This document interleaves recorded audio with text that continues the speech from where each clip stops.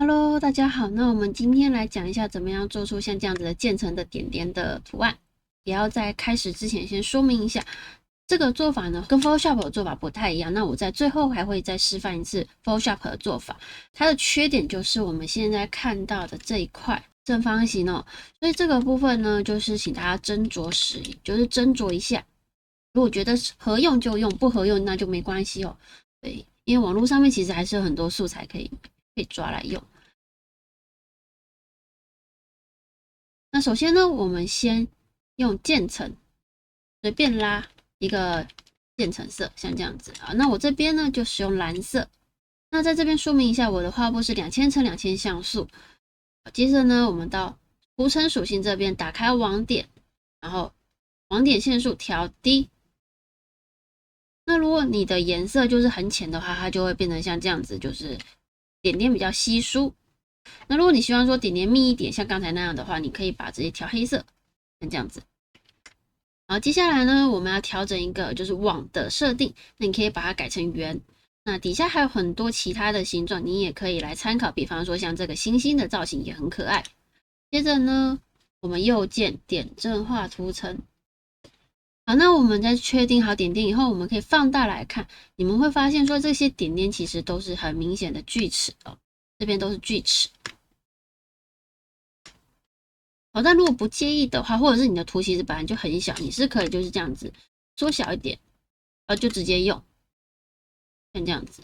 那你会很介意，那就接下来我们这样子做，我们的滤镜模糊、高斯模糊，然后模糊范围你可以预设的6就好，或者是你可以再调高一点点，但不要调到这么糊哦，不要哦，稍微的不要呢，就是有一点点就好，让它有点糊糊的就好。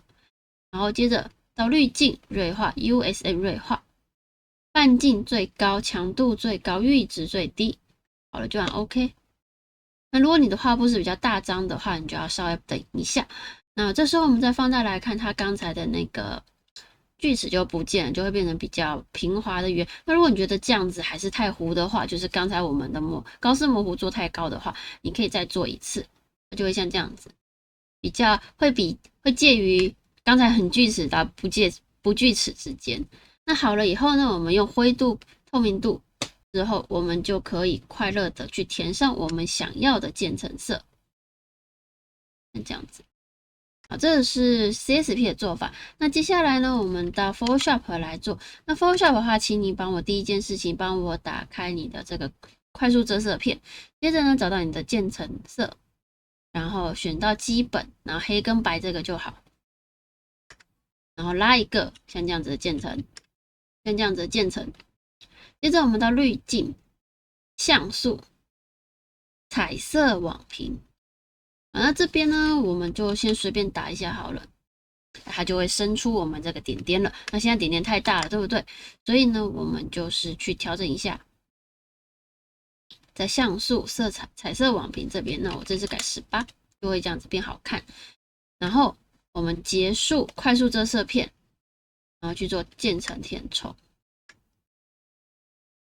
那它的效果其实我整体来说，包含这些衔接的地方都会比 CSP 的这个做法好一点，因为 CSP 不管怎么做，其实到这一段都还会有一点点破绽哦。虽然说它已经是很漂亮的圆形了，但毕竟我们的方法是用偷的啦，那会跟 Photoshop 这个比起来还是有点差别。